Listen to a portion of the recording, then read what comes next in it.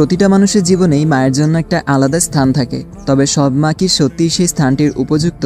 সবাই বলে মা না থাকলে পৃথিবী অন্ধকার, কিন্তু নির্ঝর জানে সব অন্ধকারেই একটা উৎস থাকে। শৈশবের যতটুকু মনে পড়ে, মা নামক মহিলাটির কাছ থেকে কখনো স্নেহ, ভালোবাসা বা আগলানো কিছুই জোটেনি তার। বরং প্রতিদিন শুনতে হতো, তুই কিচ্ছু হবি না, বাপের মতোই ধ্বংস হবি একদিন। এই ছিল তার মায়ের প্রিয় বলি। নির্ঝর তখনও ভাবত, সবাই মাকে নিয়ে কবিতা লেখে, গানে বন্দনা করে, আমি কেন পারি না? একদিন সে নিজের জন্যই লিখে ফেলল একটা চিঠি।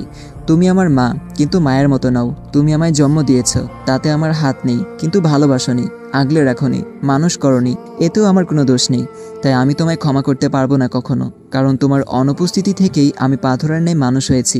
আজ নির্ঝর একা, তবুও সে ভেঙে পড়ে না, কারণ সে জানে মা না থাকলেও বেঁচে থাকা যায়। কারণ যিনি মা হয়েও মা নন, তাকে ছেড়ে এগিয়ে যাওয়াটাই নিজের প্রতি দায়িত্ব। সে মানুষটির জন্য আর কষ্ট পায় না। এই মানুষটাই তো একসময় তাকে ছেড়ে চলে গিয়েছিল। সেদিন শাড়ির আঁচল ধরে বড্ড কেঁদেছিল ছেলেটা, কিন্তু তার মায়ের মন গলেনি। গলবি বা কি করে? কখনো তার মায়ের মতো আদর করেনি। একাকী এই ভুতুরে বাড়িতে তার দাদার কাছে ফেলে চলে গিয়েছিল। কতটুকুই বা বয়স ছিল, মাত্র 10 বছরের হয়তোবা ছিল। তারপর অনেক বছর কেটে গেছে।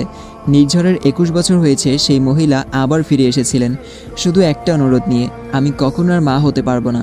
হয়তো তোকে কষ্ট দেওয়ার শাস্তি পেয়েছি, তুই ছাড়া আমার কোনো সন্তান নেই, মাকে একটা সুযোগ দে না নির্ঝর। কিছু কিছু ভুল কখনো ক্ষমা করা যায় না। নির্ঝরও সেদিন ক্ষমা করতে পারেনি তার মাকে, ফিরিয়ে দিয়েছিল তাকে। তবুও এরপর থেকে মহিলাটি বারবার যোগাযোগ করতে চেয়েছেন। নির্ঝরের বড্ড হাসি পায় এসব দেখলে। শৈশব সব গেল ধোঁয়াশায় এতিমের ন্যায়। তখন তার মাতৃত্ব জাগল না। অথচ যখন সে ধ্বংসের মুখে দাঁড়িয়ে সফল, তখন এসে কেউ মাতৃত্ব দাবি করে। স্বার্থপর মানুষ। মা ছেলের সম্পর্ক সবসময় রূপকথার মতো হয় না। অনেক সময় সেখানে থাকে বিষ, শূন্যতা, অথবা শুধুই জন্মদাত্রী সন্তানের একমাত্র অনুচ্চারিত দূরত্ব। একজনের কণ্ঠস্বর শোনা যায় নির্ঝরের সামনে, যার দরুণ পুরনো স্মৃতিচারণ থেকে বেরিয়ে আসে সে। স্যার, আপনার মা হয়তো সত্যিই আপনাকে আগলে নিতে চায়।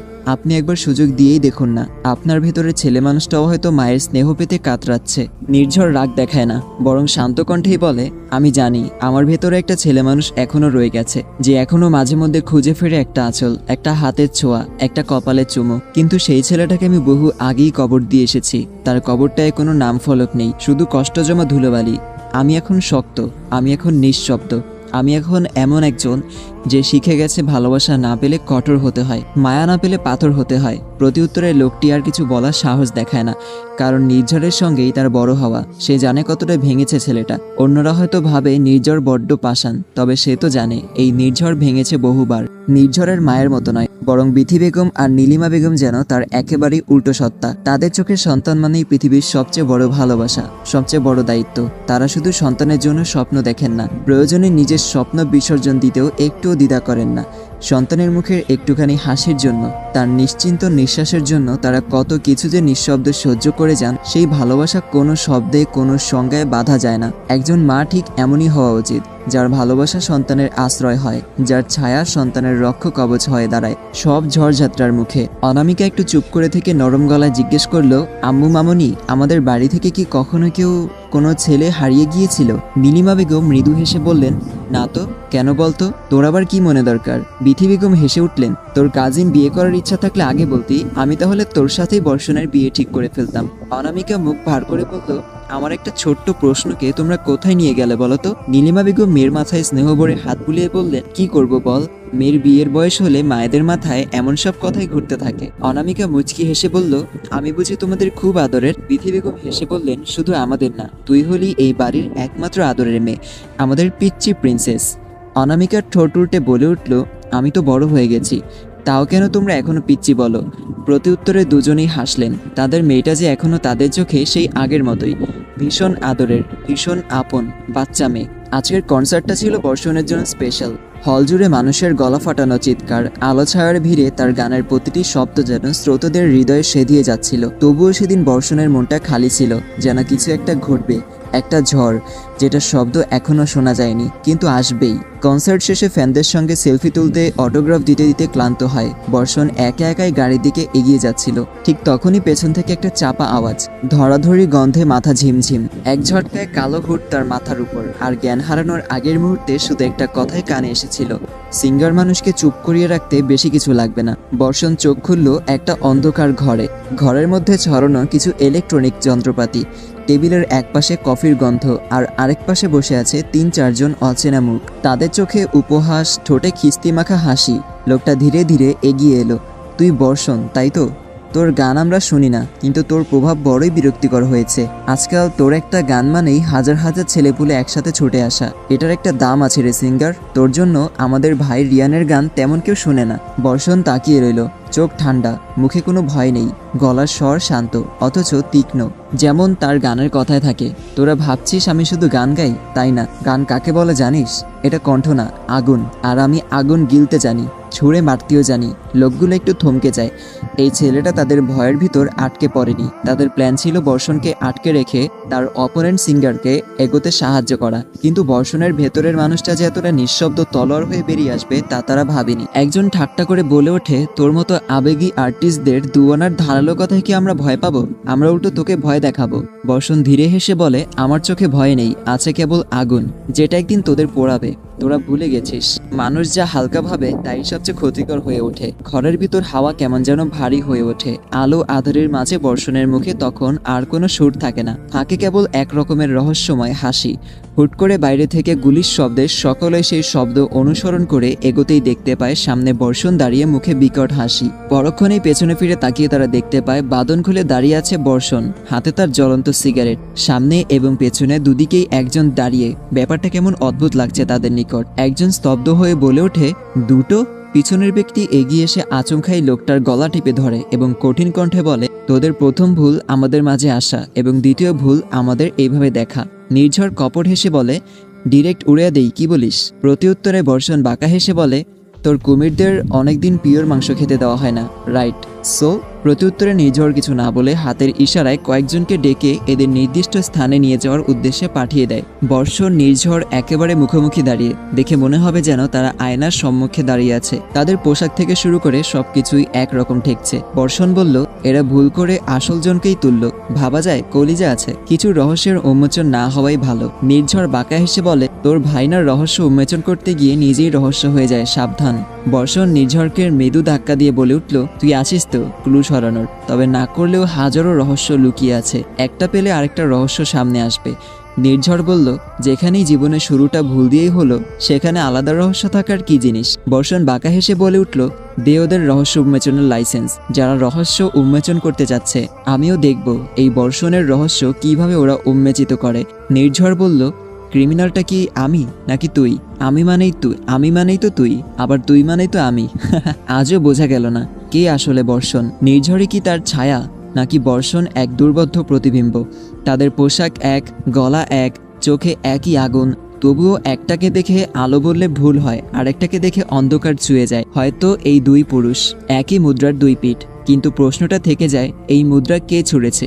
কে খেলছে এই খেলা? কেই বা আসল মাস্টার মাইন্ড?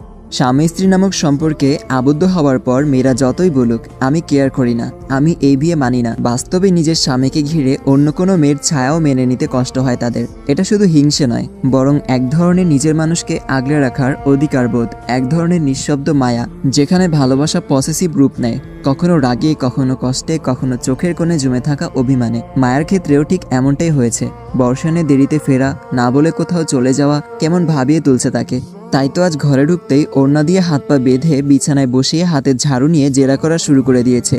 আরে মায়া, তুমি পুলিশ নও, এমন করছো কেন? মায়া দাঁতে দাঁত চেপে বলে উঠেছে, আপনার কার সাথে চক্কর চলতেছে বলে ফেলেন। বর্ষণ থতমত খেয়ে গেছে। কি? আমার আবার কার সাথে চক্কর চলবে? মায়া গম্ভীর কণ্ঠে বলল, কার সাথে চলছে তা তো আপনি বলবেন, তাড়াতাড়ি বলুন, এক্ষুনি বলবেন, না হলে কিন্তু ঝাড়ুর বাড়ি খাওয়াবো। বর্ষণ দীর্ঘ শ্বাস ফেলে বলে উঠেছে, যার ঘরের বউয়ের সাথেই কোনো চক্কর চলে না, তার জন্য বাইরের কারোর সাথে চক্কর চালানো বিলাসিতা ছাড়া কিছুই না। মায়া বলল, আমাকে কি বোকা মনে হয়? আমার থেকে কি জানি লুকাচ্ছেন, বুঝি না ভাবছেন? বর্ষণ বাঁকা হাসি দিয়ে বলল, হাহ, চালাক তো তাই বুঝছো, যতই হোক বর্ষণের চয়েস তো। মায়া কপাল চাপড়ে বলল, আমি চালাক, আমি বুঝি, এতেও আপনার ক্রেডিট আছে। বর্ষণ ভাবলেশীনভাবে বলে উঠল, আমি যদি তোমাকে ভুল করে কিডন্যাপ করে তারপর মিথ্যা বলে বিয়ে না করতাম, তাহলে নিজের প্রতিভা প্রকাশ করার সুযোগ পাইতা নাকি? মায়া বুঝতে পারছে না সে কি হাসবে না কাঁদবে। আমি আপনার থেকে কিছু জানতে চাইছিলাম, সেই কথাটার সঠিক জবাব না দিয়ে কই চলে গেছেন? বর্ষণ হাতের বাঁধন খুলতে খুলতে বলল, তুমি চাইলে একসাথে বাংলাদেশ বর্ডার পার করে সুইজারল্যান্ড পর্যন্ত যেতে পারি, আমার কোনো আপত্তি নেই, এমনিতে তুমি বাঁধতে পারো না। মায়া দীর্ঘশ্বাস ফেলে বলে উঠেছে, আমি সিরিয়াস মোডে আছি ইয়ার। বর্ষণ প্রতি উত্তরে সোজাসাপটা জবাব দিল, আমিও। মায়া বিছানায় বসে পড়ে কপাল চাপড়াচ্ছে। হায় আল্লাহ, কি জামাই দিলা, এত তেরা কেন? বর্ষণ মায়াকে থামিয়ে বলে উঠল, তোমারই তো দোষ, যেচে আমার সাথে ঝগড়া করছিলা কেন? এজন্যই তো আমার ভালো লেগে গেছিল। মায়া বলল, আপনার জীবনে কটা মেয়ে আছে বলুন না? বর্ষণ ভাবুক ভঙ্গিতে বলে উঠল, আপাতত 5টা, তবে ভবিষ্যতে আরও থাকবে ইনশাল্লাহ। কি? মুহূর্তেই মায়ের চোখ রসগোল্লার মতো বড় হয়ে যায়। বর্ষণ ভ্রু কুঁচকে বলে, অবাক হওয়ার কি আছে, আমি তো সত্যি বললাম। মায়া হতাশার ভঙ্গিতে বলে উঠেছে, আমি কিন্তু সতীনের ঘর করতে পারবো না। বর্ষণ মায়ার কথা প্রথমে বুঝতে পারেনি, পরবর্তীতে যখন বুঝতে পেরেছে তখন জোরে হেসে দিয়েছে। মায়া মুখ কালো করেই প্রশ্ন করেছে, আপনি হাসছেন কেন? বর্ষণ হাসি থামিয়ে মায়ার হাত ধরে বলে উঠেছে, ট্রাস্ট মি, স্বামী হিসেবে আমি কখনো তোমাকে ঠকাবো না। তুমি ব্যতীত এই বর্ষণ আর কোনো নারীর হবে না। মায়া বলল, তাহলে 5জন বললেন যে? বর্ষণ মৃদু হেসে বলে, আরে বোকা, 5জন বলতে বুঝিয়েছি তুমি, অনু, মামনি, আম্মু আর ভাবি। এই 5জন ছাড়া আর কোনো নারী আমার সহচর্যে নেই, বুঝলে? মায়া উপর নিচে মাথা নাড়ালো। বর্ষণ মুচকি হেসে মায়ার চুল খানিকটা এলোমেলো করে দিয়ে ওয়াশরুমে চলে গেল। নির্ঝরের অন্ধকার জীবনের আলোর দিশা হিসেবেই হয়তো অনামিকার আগমন ঘটেছে। কথা নেই বার্তা নেই, হুটহাট বাড়িতে কৃতত্ব প্রতিষ্ঠা করে গিয়ে মনে হয় যেন অনামিকাই বাড়ির কর্ত্রী। ওরে কেউ বাধা দেয় না, নির্ঝর কিছু বলে না তাই, কিন্তু কথায় আছে না, কাউকে লাই দিলে সে মাথায় চড়ে বসে। অনামিকার ক্ষেত্রেও এমনটাই হয়েছে। নির্ঝর চোখে আগুন নিয়ে ঠান্ডা গলায় বলল, কিছু বলি না বলে মাথায় চড়ে বসেছ? আমি কতটা ডেঞ্জারাস তোমার কি আদৌ ধারণা আছে? ওয়ার্ন করছি, ঝড়কে যেচে ডেকো না মেয়ে। অনামিকার চোখে একরাশ সাহস ও ঠোঁটে মিষ্টি হাসি নিয়ে বলল, ঝড় আসুক না, ক্ষতি কি? আপনার বাহুডোরেই না হয় আমি লুকিয়ে পড়ব। নির্ঝর তাচ্ছিল্যের হাসি হেসে বলল, ঝড়ের কবল থেকে বাঁচতে ঝড়ের কাছেই আশ্রয় খুঁজছ? অনামিকা চোখে গভীর আত্মবিশ্বাস এবং স্বরে মায়া নিয়ে বলল, অন্যরা হয়তো আপনাকে ঝড় ভাবে, কিন্তু আমি দেখেছি আপনার ভেতরের মানুষটাকে, কিছুটা হলেও বুঝেছি, একলা নির্ঝর নামক লোকটাকে। নির্ঝর দীর্ঘ নিঃশ্বাস ফেলে বলল, মানুষ বছরের পর বছর একসাথে থেকেও ভেতরের মানুষটাকে চেনে না, তুমি দুদিনেই চিনে ফেললে। অনামিকা নরম গলায় শুধালো, কারোর জন্য যদি হৃদয়ে ভালোবাসা তৈরি হয় তাহলে তাকে চিনতে বেশি সময় লাগে না মিস্টার। নির্ঝরের গলার স্বর খানিকটা কমে যায়। ভালোবাসা মানুষকে অন্ধ করে দেয় অনামিকা, আর তুমি হয়তো ভালোবাসা আর ভালো লাগাকে গুলিয়ে ফেলেছ। এক মুহূর্তের মধ্যে দুজনেই চুপ। বাতাসে জমে থাকা অনুভূতির ভার যেন ছুঁয়ে দেয় দুজনকে। নীরবতা ভেঙে অনামিকাই বলে উঠল, আপনি আমাকে না পছন্দ করলে উড়িয়ে দেন না কেন? আপনার তো আমাকে সহ্য করার কথা নয়। নির্ঝর খানিক চুপ থেকে ঠান্ডা গলায় বলল, আমি একজনকে ভালোবেসেছি অনামিকা, তাকে ভালোবাসার জন্য তার সাথে আমাকেও কঠোর শাস্তি ভোগ করতে হয়েছে। আমি চাই না তুমি আমার পেছনে তোমার আবেগ অপচয় করো, প্লিজ আমার থেকে দূরে থাকো। ভালোবাসার মানুষটা অন্য কারো কথা বলছে, তাকে ভালোবাসে। বুকের ভেতরটা হাহাকার করে উঠলেও নিজেকে সামলালো অনামিকা এবং শান্ত গলায় বলল, সে কোথায় এখন? আপনার সাথে নেই কেন? নির্ঝর অনামিকার মাথায় হাত বুলিয়ে কোমল কণ্ঠে বলে উঠল, অনামিকা লিসেন, তুমি অনেক ভালো একটা মেয়ে, আর আমি হচ্ছি পুরো অন্ধকারে জড়িয়ে থাকা পুরুষ। আমাদের কখনোই মানাবে না। তাছাড়া আমি চাই না তুমি কখনো কারো জীবনে দ্বিতীয় নারী হও। You deserve best. অনামিকা বলল, কত ইতিহাসই তো আছে, আপনি বুঝি গল্প উপন্যাস পড়েন না? নির্ঝর বলল, বোকা মেয়ে, গল্প উপন্যাসে ওসব মানায়, রিয়েল লাইফে নয়। অনামিকা বলল, আচ্ছা, আপনি আপনার ভালোবাসার জন্য আমার রিজেক্ট করেছেন, ওকে, আই ডোন্ট মাইন্ড। তার সাথে একবার দেখা করান, আমি দেখে চলে যাব এবং আপনাকে আর ডিস্টার্ব করব না। নির্ঝর কেমন যেন দেখালো, সে কোনো উত্তর না দিয়ে নিজের রুমে চলে গেল। লোক অর্ডার দিয়ে পাঠিয়েছে অনামিকাকে যেন পৌঁছে দেওয়া হয় তার স্থানে। অনামিকার হৃদয় কেন যেন বলছে কোনো কষ্ট লুকাচ্ছে এই লোক। অন্য কাউকে ভালোবাসার কথা শুনেও বেহায়া মন তার কাছেই ছুটে যাচ্ছে বারে বারে, অথচ নির্ঝর তার সামনে যে বারবার একটা হাসি মাখা চেহারা এসে ঠেকেছে। ভালোবাসা যে তার জন্য নয়, তার মতো মানুষের জন্য যে কেবলই একাকিত্ব। আজকের রাতের আকাশটা বড্ড বেশি সুন্দর। চাঁদ হাসছে, তারা নাচছে, বাতাসে ছড়ায় ফুলের গন্ধ। তবু কারো হৃদয়ে নামে না শান্তির কোনো বন্দর। একজন বসে আছে ছাদের কোনায়, নীরব দ্বন্দ্বে জর্জরিত। সেই কেউটা অনামিকা। চোখে তার একরাশ অভিমান, মুখে চাপা যন্ত্রণার ছাপ। নির্ঝরের অন্য কাউকে ভালোবাসার বিষয়টা কাঁটার মতো বিঁধছে বুকের ঠিক মাঝখানে। নিজেকেই প্রশ্ন করে সে, যদি সত্যিই শুধু ভালো লাগা হতো তবে কি এত কষ্ট হতো? ঠিক তখনই পেছনে কারো উপস্থিতি টের পেয়ে ফিরে তাকায় অনামিকা। দেখতে পায় মোহনা দাঁড়িয়ে আছে তার পেছনে। মুচকি হেসে অনামিকা বলল, ভাবি, এত রাতে এখানে ঘুমাওনি নাকি ভাইয়াকে মিস করছিলে? মোহনা এসে পাশে বসে, আকাশের দিকে তাকিয়ে হালকা গলায় বলে, তুমিও তো ঘুমাওনি, আর উনি ফেরার সময় হলে ফিরে আসবেন। এমনিতে আজকের আকাশটা কিন্তু সত্যিই খুব সুন্দর। অনামিকা কেবল মাথা নাড়ে। মোহনা কিছুক্ষণ চুপ থেকে বলে, জানো তো, অষ্টাদশীদের মন খুব সহজে ভেঙে যায়। ওরা নানা অযাচিত আবেগে ভাসে। 90% মেয়েরই প্রথম ভালোবাসা ব্যথা দিয়ে যায়। কেউ ভাঙে ইচ্ছা করে, কেউ না জেনেই। আর মাত্র 10% ওরাই যেতে হৃদয়ের কাছে। অনামিকা একটু কাপা গলায় বলে, কিন্তু তুমি আমাকে এসব বলছো কেন?